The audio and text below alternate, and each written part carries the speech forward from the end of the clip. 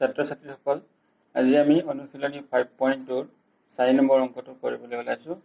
ইয়াত এটা সমান্তৰ প্ৰগতি দিছে আৰু এই সমান্তৰ প্ৰগতিটোৰ এটা পদ 78 হ'ব।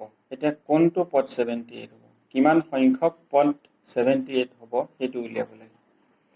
এতিয়া অংকটো কৰোঁতে আমি প্ৰথমতে ধৰি ল'ব লাগিব যে nতম পদ 78 হ'ব। ধৰা হ'ল nতম পদ 78 হ'ব। গতিকে আমি ইয়াৰ পৰা nৰ মানটোহে উলিয়াব লাগিব। nৰ মান উলিয়াব লাগিব। ইয়াত আমাক দিয়া আছে, সেইখিনি লিখিব লাগিব। দিয়া থকাখিনি প্ৰথম পদ a = 3 দিয়া আছে। তাৰপিছত সাধাৰণ অন্তৰ d = কি হ'ব, 8 - 3 আগৰ নিচিনাকৈ উলিয়াম। দ্বিতীয় পদৰ পৰা প্ৰথম পদটো বিয়োগ কৰিম। 8 - 3 = হ'ল 5। এতিয়া আমি nতম পদৰ সূত্ৰটো কি আছিলে? nতম পদৰ সূত্ৰটো আছিলে an = a + n - 1 × d। এতিয়া ইয়াত nতম পদ যদি 78 হয় তেনেহ'লে an = 78 হ'ব। an = 78 হ'ব, অৰ্থাৎ এইটো 78।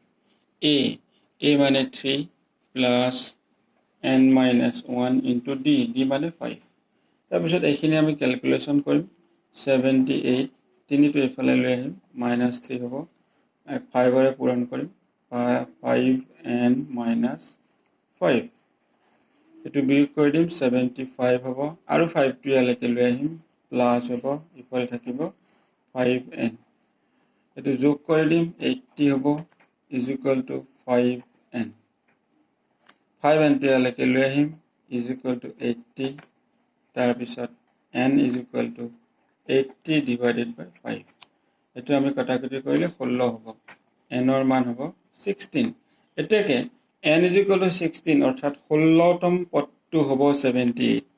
এতিয়াকে 16তম পদটো হ'ব 78।